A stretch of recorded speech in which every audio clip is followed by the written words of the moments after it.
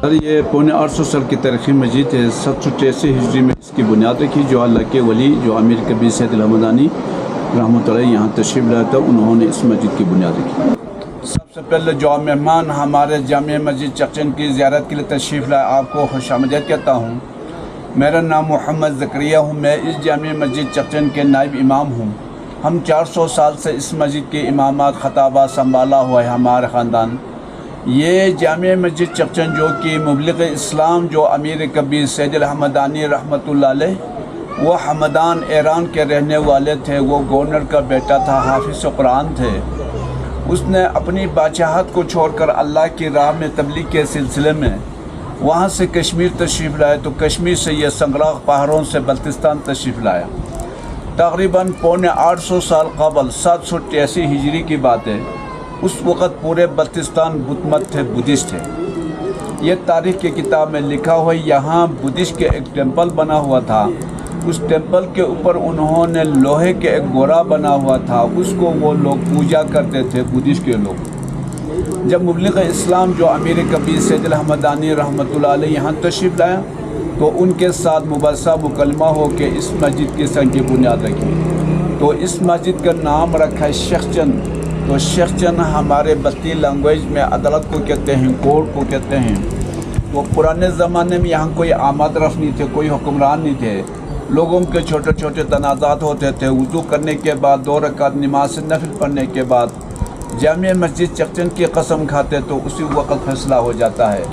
جس نے حق پر قسمیں کھایا اس کو کچھ نہیں ہوتے، جس نے ناحق پر قسمیں کھایا اس کو دنوں مہینوں منٹوں کے اندر اللہ تعالیٰ کسی نہ کسی طریقے سے اس کو سزا عذاب دکھاتا ہے، کیونکہ یہ متبرک جگہ ہے۔ انہوں نے اپنے ساتھ معمار ترکان لے کے آ کے باوجود اس مسجد کی تعمیر کی۔ یہ سارے نقش نگاری بھی اسی زمانے کا ہے۔ تو آج کل کوئی آرکیٹیکچر، کوئی ڈیزائنر یہ نہیں بنا سکتے ہیں، یہ اللہ کے ولیوں نے بنائے۔ اس وقت نہ فیسلٹیز بھی نہیں تھی، نہ اوزار بھی نہیں تھے، اس کے باوجود یہ اللہ کے ولیوں نے اس پہاڑی علاقے میں ایک تاریخی ایک لکڑ کے ایک مسجد تعمیر کی۔ تو یہ معجزہ کرامات والی مسجد ہے، اس میں کوئی بھی ڈیفیڈ ہو، کوئی بھی مسئلہ ہو، اللہ سے دعا مانگ کے چلے جائے، انشاءاللہ اس کے حاجات پوری ہو جاتے ہیں۔ لوگوں کا اعتقاد ہے، کیونکہ اللہ کے ولیوں نے باوجود اس مسجد کی تعمیر کی۔ اس مسجد کے اندر 6 اذانیں ہوتے ہیں، ایک تہجد کے اذان ہوتے ہیں، پھر صبح کی نماز ہوتے ہیں، 5 وقت نماز ہوتے ہیں، جمعہ ہوتے ہیں، عیدیں ہوتے ہیں، تراویح ہوتے ہیں، اعتکاف نشینی ہوتے ہیں۔ اللہ کے ورد وظائف سے تر ہو کر بنا ہوا مسجد ہے۔ اس کے بیچ میں ایک مینار ہے، آپ اس چھت سے دیکھ سکتے ہیں۔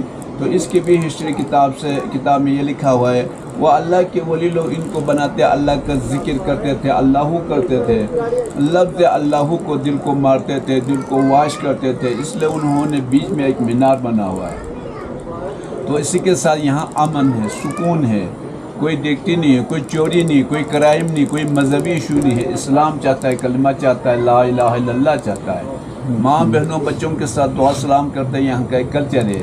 یہاں کے پھل و خوبانی، یہاں کے شہتوت، یہاں کے سیب، جہاں بھی راستے میں نظر انجوائے کر سکتے ہیں، کھا سکتے ہیں، لے سکتے ہیں بغیر چارج کے، یہاں کا ایک کلچر ہے۔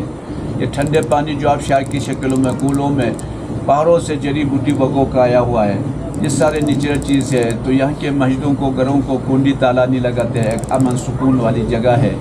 تو میں اس مسجد کی امامت کی وسعت سے، اس کی معجزہ کرامات کی وجہ سے، آپ مہمان بھی ہے، تھوڑا سا ایک دعا بھی کر دیں گے، آپ کا ٹائم بھی لیا۔ اللہم صلی علی محمد وعلی آل محمد کما صلیت علی ابراہیم وعلی آل ابراہیم انک حمید مجید۔ ربنا آتنا فی الدنیا حسنۃ وفی الآخرۃ حسنۃ وقنا عذاب النار واحشرنا مع المتقین والابرار۔ ربنا ظلمنا انفسنا وان لم تغفر لنا وترحمنا لنكونن من الخاسرین۔ لا الہ الا انت سبحانک انی کنت من الظالمین۔ فاستجبنا له من الغم كذلك نجزي المؤمنین۔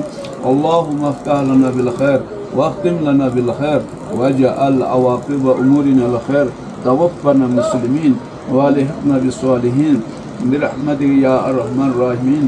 یا اللہ، جو ہمارے مہمان دور دراز سے بلتستان خصوصاً چکچن موس کی زیارت کے تشریف لایا، اے اللہ ان کے دل میں جو شرط کے جو تمنا ہے ان تمناؤں کو پورا عطا فرما، اے اللہ ان کو صحت سلامت عطا فرما، اے اللہ ان کے بچوں کو تندرست عطا فرما، اے اللہ ان کے بچوں کو رب دین علم عطا فرما، اے اللہ ان کے بچوں کو ربی حسن اولاد و حسن اردو میں بہتر عطا فرما، اے اللہ ان کو نیک اولاد سے مالمان عطا فرما، اے اللہ ان کو اولاد نرینہ سے مالمان عطا فرما، اے اللہ ان کی کاروبار میں ترقی عطا فرما، اے اللہ ان کی رزق میں برکت عطا فرما، اے اللہ ان کی معاشرت میں مستحکم عطا فرما، اے اللہ پاکستان کی معاشرت میں مستحکم عطا فرما، اے اللہ عالم اسلام کو ایک ہونے کی توفیق عطا فرما، اے اللہ فلسطین آزاد ہونے کی توفیق عطا فرما، اے اللہ کشمیر آزاد ہونے کی توفیق عطا فرما، اے اللہ ہمارے گناہ کبیرہ صغیرہ کو معاف عطا فرما، اے اللہ جو مریض ہسپتالوں میں گھروں میں اے اللہ ان کو شفا عطا فرما، اے اللہ جو ہمارے مکان پاکستان مسجد کے تشکیل اے اللہ ان کو سفر بآسان طریقے سے ہونے کی توفیق عطا فرما،